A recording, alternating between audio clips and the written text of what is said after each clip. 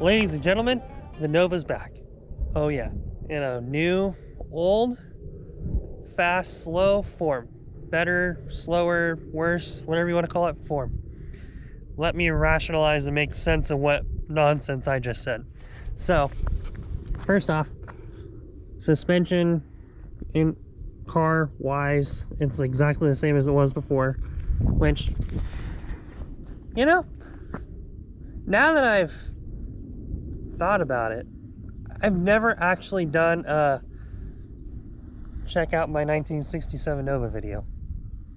So let me restart this.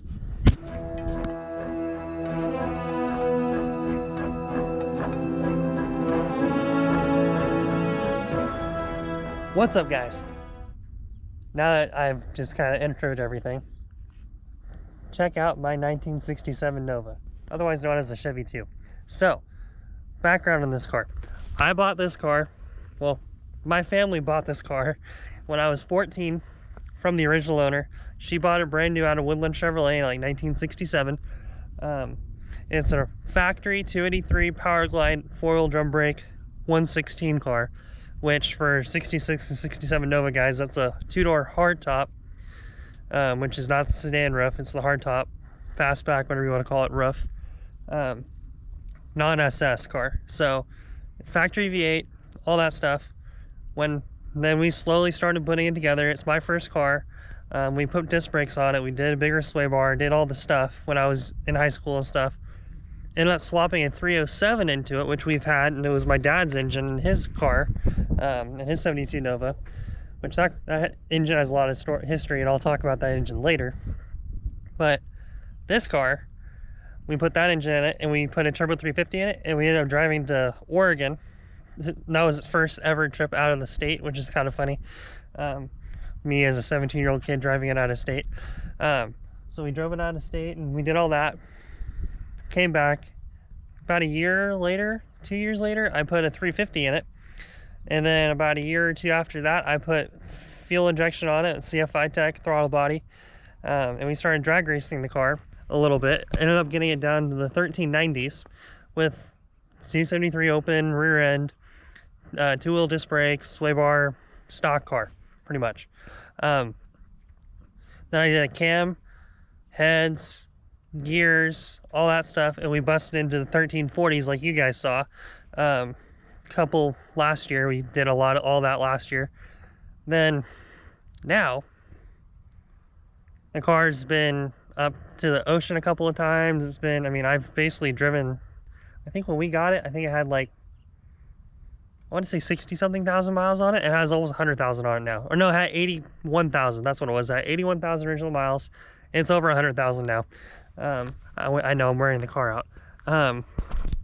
But so now to its current iteration, I've done a dash pad inside. I've done some stuff. Let me take you, instead of talking about the car, let me walk you to the car.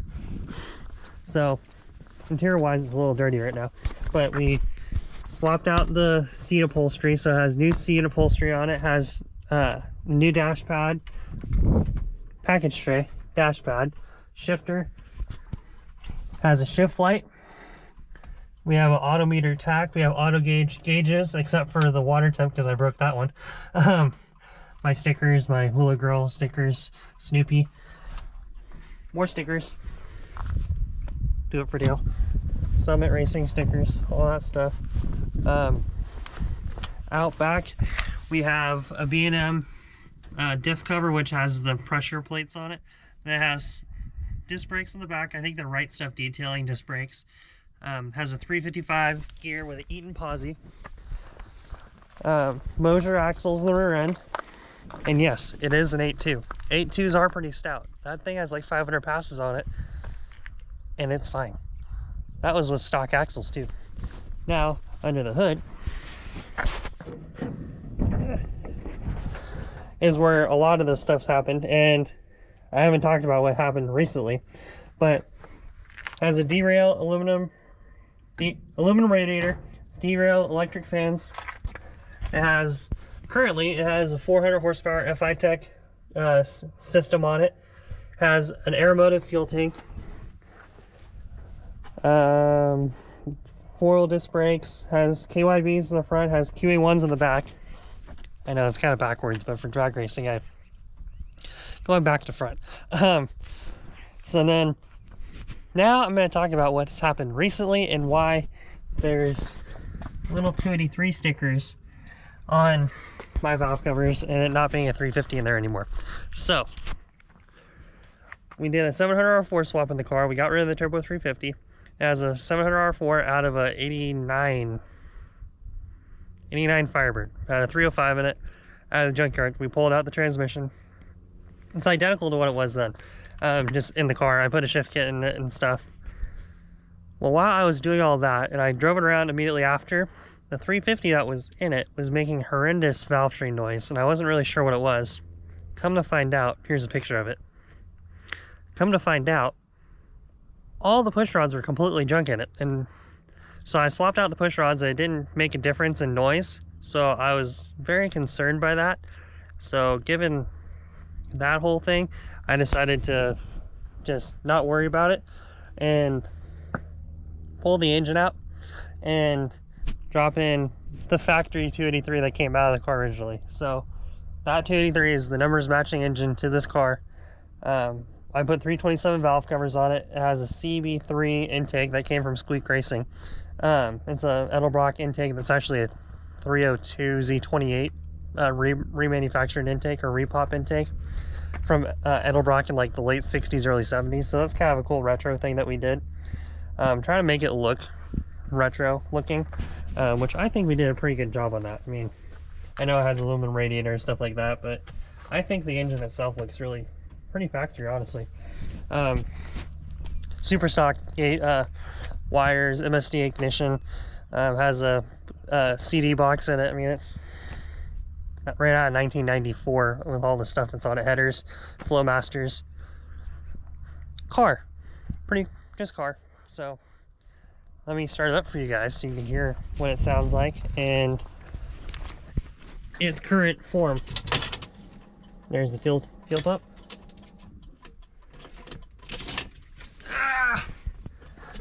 Neutral safety switch. Pretty quiet inside.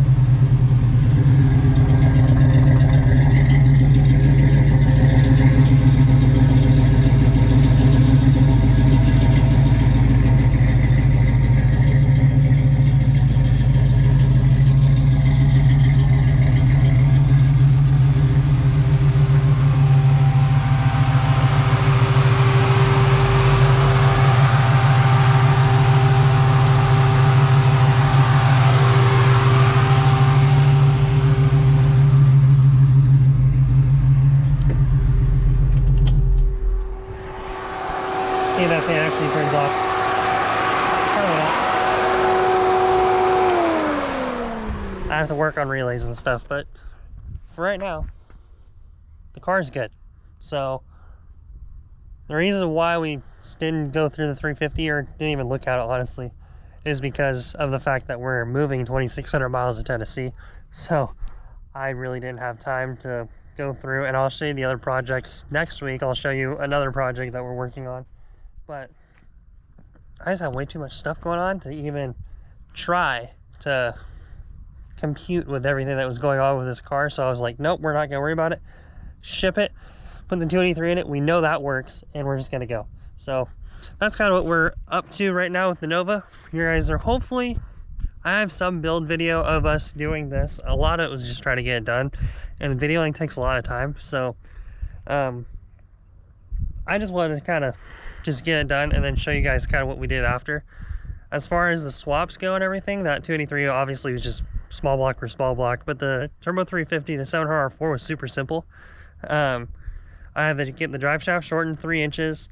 I moved the cross member back a little bit, and all I did was I cut the cross member and I pushed it back a little bit to where it mounted right, and then I welded plates on, adapter plates basically, to where it was back enough, but it was still using the stock mounts. That way it was basically just stock for stock, and I didn't have to cut anything up. But yeah, so that was super simple. Everything bolted right up. I needed a different dipstick tube. the TV cable. I needed the adapter and anything. And actually I had to change adapters because I went from a Torker intake to the CB3 or C3B or whatever it's called. Yeah, it's just stuff, but very cool. And I'm stoked to see this together the way it is, and I'm very happy to be driving it again because I was tired driving a 110 horsepower Blazer. 6.2s are weak suck. The Detroit diesel is a very weak suck motor. I love that thing, but it is horrible. So hopefully this gets really good gas mileage. I'm hoping with the 283, the headers, FI Tech, all that with the gears and the overdrive. I'm hoping this gets like north around 20-ish on the freeway and hopefully high teens in town. That'd be awesome as long as I keep my foot out of it. So that being said, I'm gonna let you guys go. Thank you guys for watching my update and reveal of sorts. Walk around, where I call it a walk around, on my 67 Nova. So with that being said, I'll see you guys later. Be sure to like and subscribe. If you didn't see my video about us talking about going to Tennessee, watch the video. I guess I'll put a link down below. Watch that video because I'm going to film it right after this. And it's going to tell you a whole lot about what is going to be happening in the next 6 months. Because this is going to be one of those big, huge things. And along with everything else that we're doing. And I'm freaked out, excited, stoked. There's not really words I can quantify how I feel right now. So with that being said, I'll see you guys later. So be sure to like and subscribe and keep watching stuff and keep it on. Till then, peace.